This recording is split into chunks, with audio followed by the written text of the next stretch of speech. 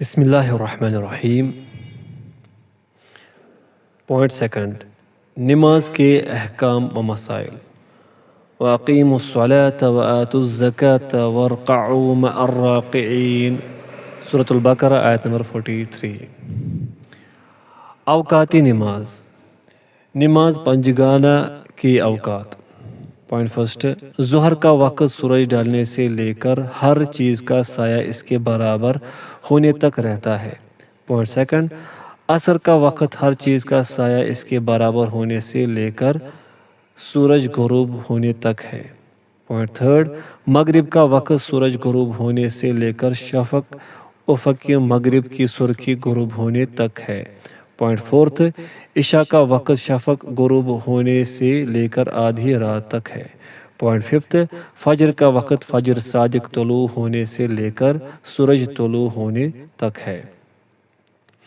اس کی دلیل جابر بن عبداللہ رضی اللہ عنہما کی حدیث ہے۔ وہ بیان کرتے ہیں کہ جبرائیل امین علیہ السلام نبی صلی اللہ علیہ وسلم کے پاس نمازوں کے اوقات بتانے کے لیے آئے، چنانچہ جبرائیل آگے ہو گئے اور انہوں نے سورج ڈلنے پر نماز ظہر پڑھائی، جبکہ رسول اللہ صلی اللہ علیہ وسلم ان کے پیچھے تھے اور دیگر لوگ رسول اللہ صلی اللہ علیہ وسلم کے پیچھے تھے۔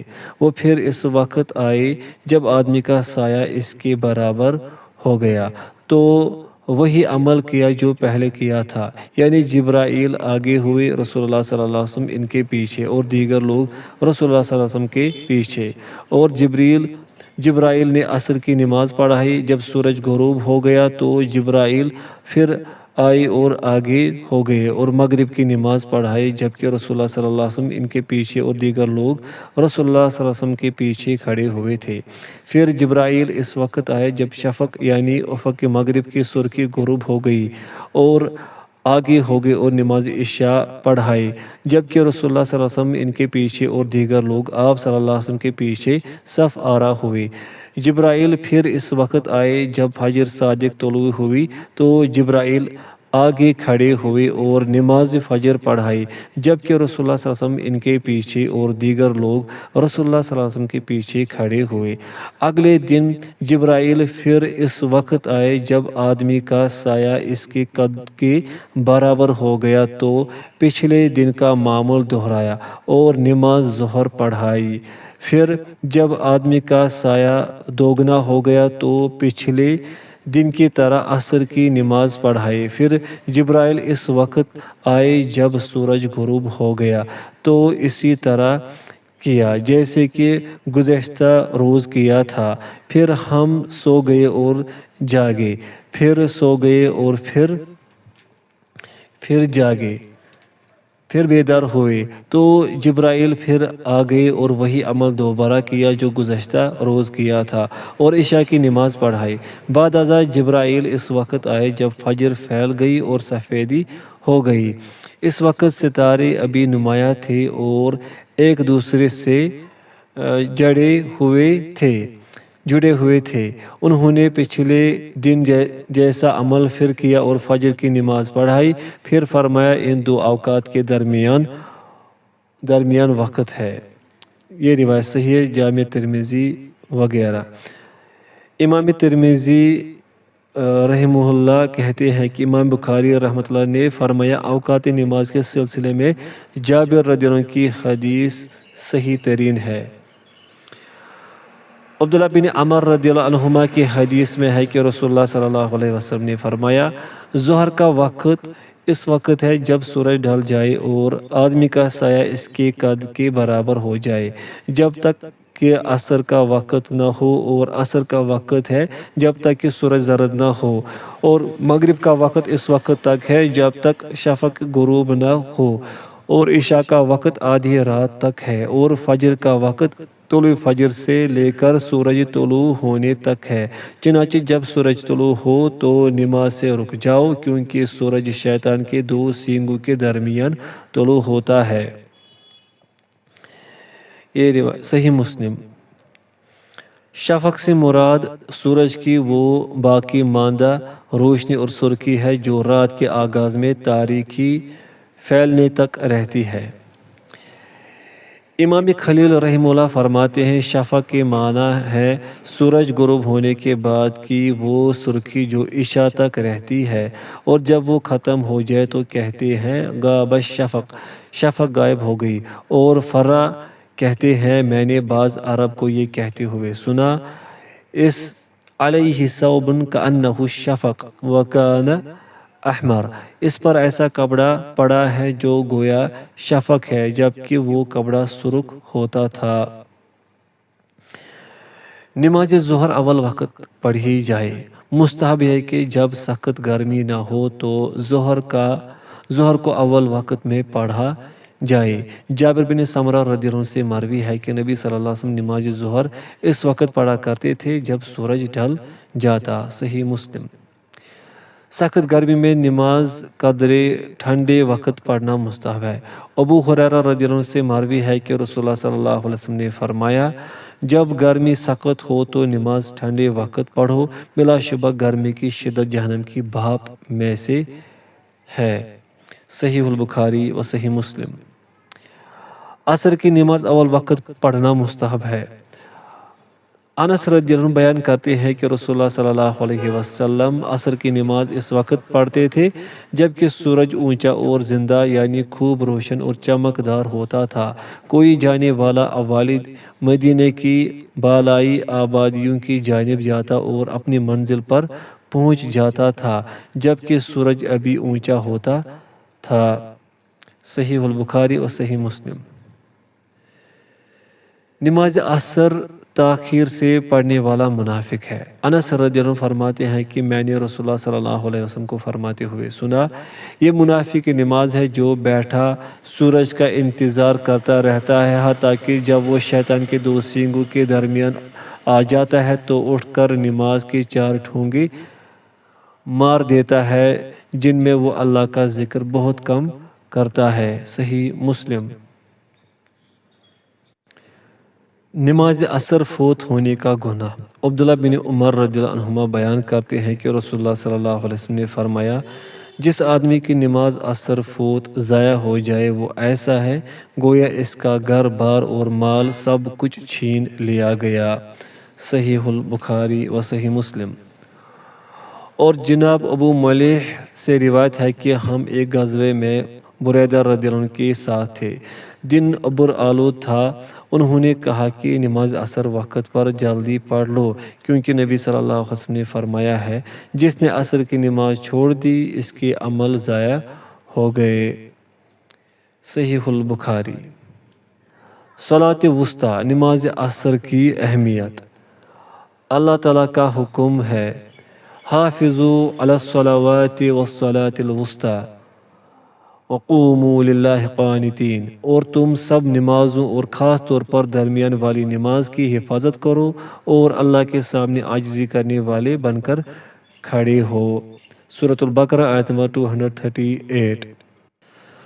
عبداللہ بن مسعود رضی اللہ عنہ سے مروی ہے کہ خندق کے دن مشرکین نے رسول اللہ صلی اللہ علیہ وسلم کو نماز عصر پڑھنے کا موقع نہ دیا حتیٰ کہ سورج سرخ یا زرد ہو گیا۔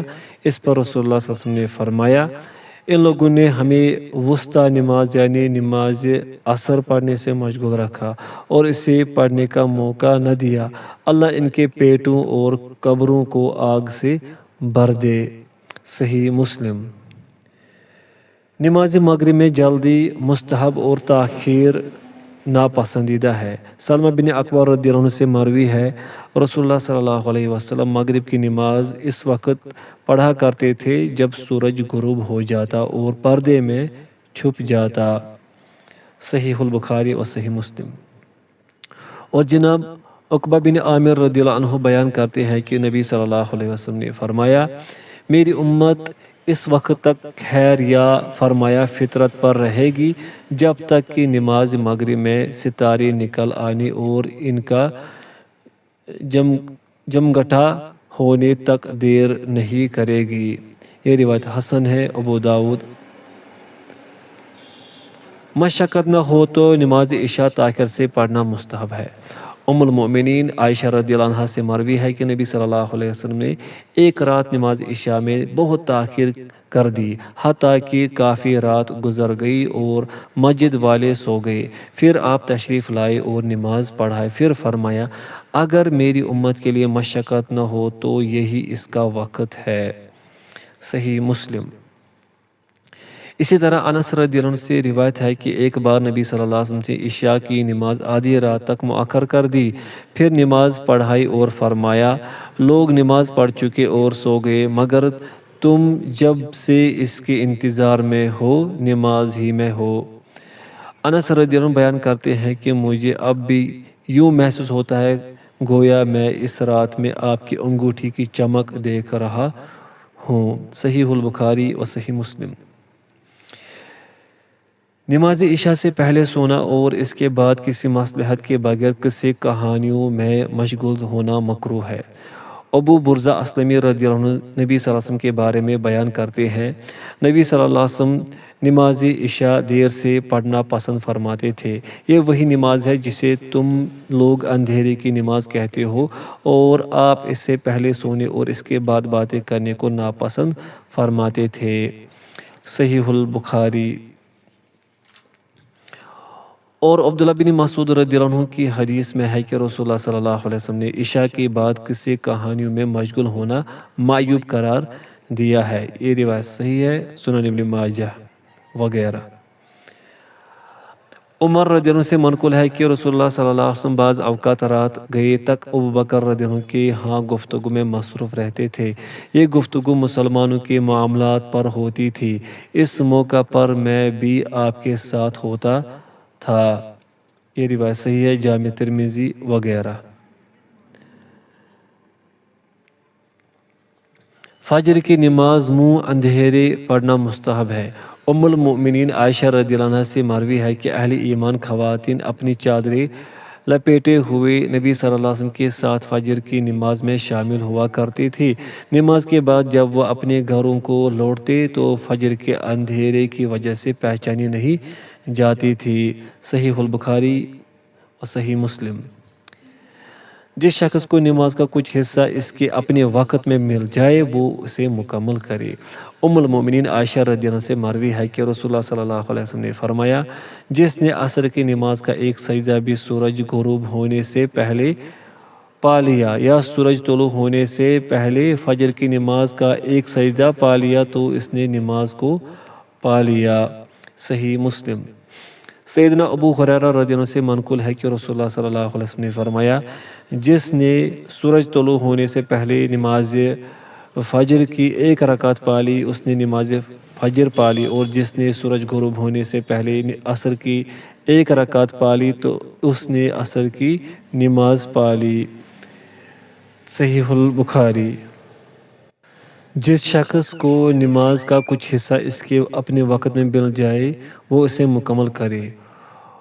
ام المومنین عائشہ رضی اللہ عنہ سے مروی ہے کہ رسول اللہ صلی اللہ علیہ وسلم نے فرمایا جس نے عصر کی نماز کا ایک سجدہ بھی سورج غروب ہونے سے پہلے پا لیا یا سورج طلوع ہونے سے پہلے فجر کی نماز کا ایک سجدہ پا لیا تو اس نے نماز کو پا لیا۔ صحیح مسلم۔ سیدنا ابو ہریرہ رضی اللہ عنہ سے منقول ہے کہ رسول اللہ صلی اللہ علیہ وسلم نے فرمایا جس نے سورج طلوع ہونے سے پہلے نماز فجر کی ایک رکعت پا لی اس نے نماز فجر پا لی، اور جس نے سورج غروب ہونے سے پہلے عصر کی ایک رکعت پا لی اس نے عصر کی نماز پا لی۔ صحیح البخاری اور صحیح مسلم۔ یہ حکم سب نمازوں کے لیے عام ہے۔ ابو ہریرہ رضی اللہ عنہ کا بیان ہے کہ رسول اللہ صلی اللہ علیہ وسلم نے فرمایا جس نے نماز کی ایک رکعت پا لی اس نے نماز پا لی۔ صحیح البخاری اور صحیح مسلم۔ تارک نماز کافر ہے۔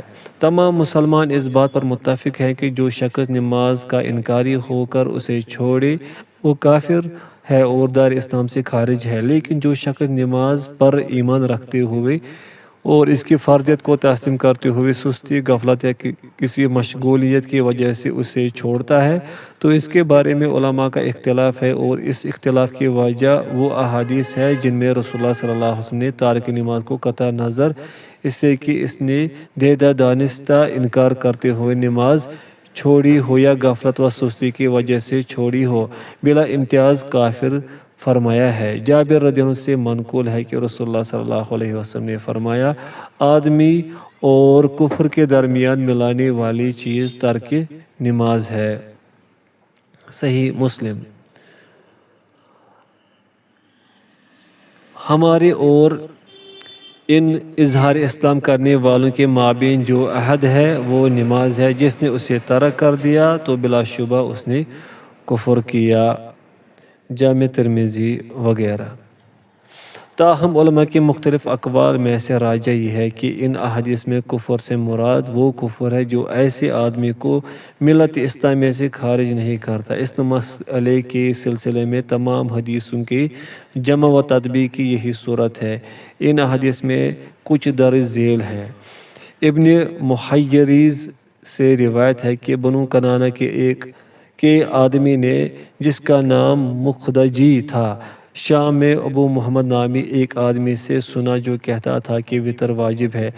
مخدجی کہتا ہے کہ اس کے بعد میں عبادہ بن صامت رضی اللہ عنہ کے پاس گیا اور انہیں یہ بات بتائی۔ انہوں نے کہا، ابو محمد نے غلط کہا ہے، میں نے رسول اللہ صلی اللہ علیہ وسلم کو یہ فرماتے ہوئے سنا ہے، 5 نمازیں ہیں جو اللہ نے اپنے بندوں پر فرض فرمائی ہیں، جس نے انہیں ادا کیا اور ان کا حق خفیف جانے بغیر اور ان کے حق کا استخفاف کیے بغیر ان میں سے کسی کو ضائع نہ کیا، تو اس کے لیے اللہ کا وعدہ ہے کہ وہ اسے جنت میں داخل فرمائے گا، اور جس نے انہیں ادا نہ کیا تو اس کے لیے اللہ کے ہاں کوئی وعدہ نہیں، چاہے تو اسے عذاب دے اور چاہے تو جنت میں داخل فرما دے۔ یہ روایت صحیح ہے، ابو داؤد وغیرہ۔ تو جب رسول اللہ صلی اللہ علیہ وسلم نے نمازوں میں تقصیر کرنے والے کا معاملہ اللہ تعالیٰ کی مشیت پر چھوڑا ہے، تو اس سے معلوم ہوا کہ ان کا چھوڑنا کفر اور شرک سے کم تر ہے، کیونکہ اللہ تعالیٰ کا ارشاد ہے، ان اللہ لا یغفر ان یشرک بہ ویغفر ما دون ذلک لمن یشاء۔ بے شک اللہ یہ گناہ نہیں بخشتا کہ اس کے ساتھ شرک کیا جائے، اور وہ اس کے علاوہ جسے چاہے بخش دیتا ہے۔ سورۃ النساء آیت نمبر 48۔ ابو ہریرہ رضی اللہ عنہ سے روایت ہے کہ میں نے رسول اللہ صلی اللہ علیہ وسلم کو فرماتے ہوئے سنا، قیامت کے دن مسلمان بندے سے سب سے پہلے فرض نماز کے متعلق حساب ہوگا۔ اگر اس نے ان کو مکمل کیا ہوا ہوگا تو بہتر، ورنہ کہا جائے گا، دیکھو کیا اس کے کچھ نوافل بھی ہیں۔ اگر اس کے کچھ نوافل ہوئے تو ان سے اس کے فرضوں کو پورا کر دیا جائے گا، پھر باقی فرض اعمال میں بھی ایسا ہی کیا جائے گا۔ یہ روایت صحیح ہے، سنن ابو داؤد وغیرہ۔ عبادہ بن صامت رضی اللہ عنہ سے روایت ہے کہ رسول اللہ صلی اللہ علیہ وسلم نے فرمایا، جو شخص یہ گواہی دیتا رہا کہ اللہ کے سوا کوئی معبود نہیں، وہ اکیلا ہے، اس کا کوئی شریک نہیں، اور محمد صلی اللہ علیہ وسلم اس کے بندے اور رسول ہیں، اور عیسیٰ علیہ السلام اللہ کے بندے اور اللہ کا کلمہ ہے جو اس نے مریم علیہ السلام کی طرف ڈالا، اور اس کی طرف سے روح ہے، جنت اور دوزخ حق ہے، اللہ تعالیٰ ایسے آدمی کو جنت میں داخل فرما دے گا، عمل اس کے خواہ کیسے ہی ہوئے۔ صحیح البخاری۔ حاشیہ: بعض دیگر علماء نے کہا ہے کہ نماز کی فرضیت کا انکار کیے بغیر بھی تارک نماز کی 2 قسمیں ہیں۔ پوائنٹ فرسٹ، بالکلیہ تارک نماز۔ پوائنٹ سیکنڈ، بعض نمازوں کو چھوڑنے والا۔ تو جو بالکلیہ تارک صلاۃ ہے وہ کافر اور ملت سے خارج ہے، اور جو بعض نمازیں چھوڑتا ہے اور بعض پڑھتا ہے، اسے مذکورہ بالا و دیگر حدیثوں کی روح سے کافر، خارج عن الملہ نہیں کہا جا سکتا۔ دیکھیے فتویٰ الدین الخالص، عبدالولی۔ حاشیہ مکمل ہوا۔ بچے کو بھی نماز کا پابند بنایا جائے۔ ام المومنین عائشہ رضی اللہ عنہ بیان کرتی ہے کہ نبی صلی اللہ علیہ وسلم نے فرمایا، 3 قسم کے آدمیوں سے قلم اٹھایا گیا ہے، سوئے ہوئے سے حتیٰ کہ جاگ جائے، بچے سے حتیٰ کہ بالغ ہو جائے، اور مجنون سے حتیٰ کہ عقل مند ہو جائے۔ یہ روایت صحیح ہے، ابو داؤد وغیرہ۔ لیکن بچے کی سرپرست پر واجب ہے کہ وہ اسے نماز کی تلقین کرتا رہے تاکہ وہ نماز کا خوب عادی ہو جائے، اگرچہ فی الحال اس پر نماز واجب نہیں ہے۔